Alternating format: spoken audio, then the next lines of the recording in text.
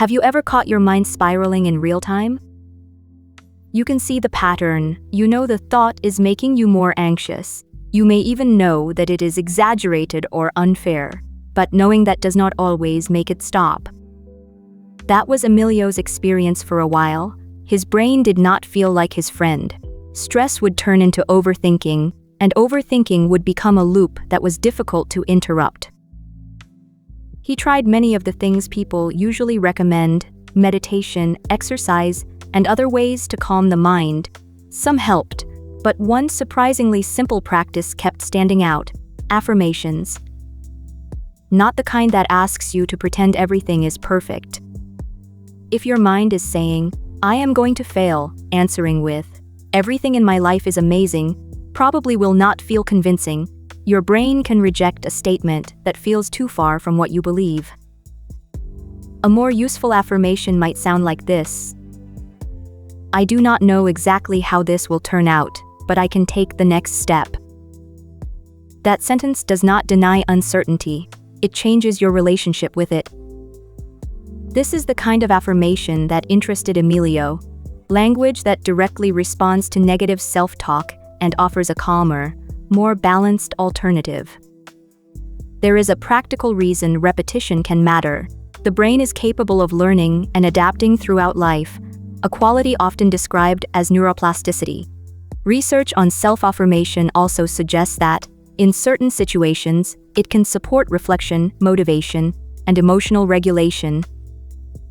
But this does not mean that repeating a sentence magically fixes your life or instantly rewires your brain. It means that thoughts are habits too. When you repeatedly practice a more useful response, that response can become easier to access. You are rehearsing a different way to meet the moment. At first, that practice felt strange to Emilio. He did not fully believe every affirmation. He kept going anyway, choosing statements that were realistic enough to work with. Slowly, the inner critic became quieter. It did not disappear, but it stopped controlling every conversation. That led to an important realization: affirmations are not magic. They are a skill, and like most skills, they become more natural with consistent practice. Then came the problem.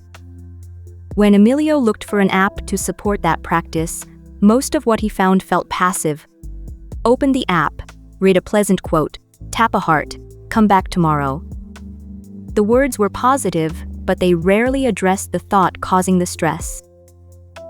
As he put it, that is less like a real affirmation practice and more like a screensaver with good intentions.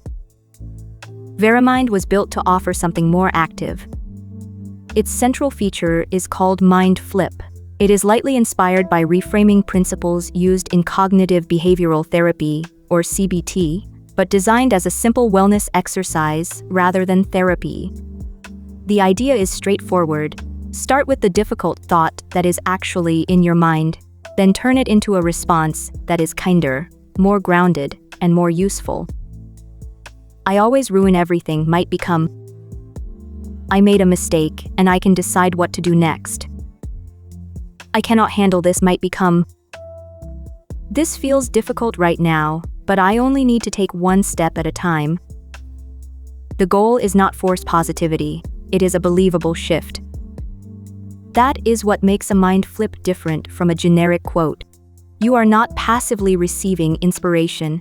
You are participating in the conversation and choosing how you want to answer your own mind. Sometimes your mind does not need a grand breakthrough.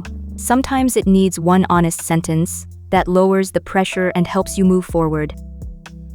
That is why Emilio built VeraMind, to help people change the conversation in their heads, one grounded affirmation at a time.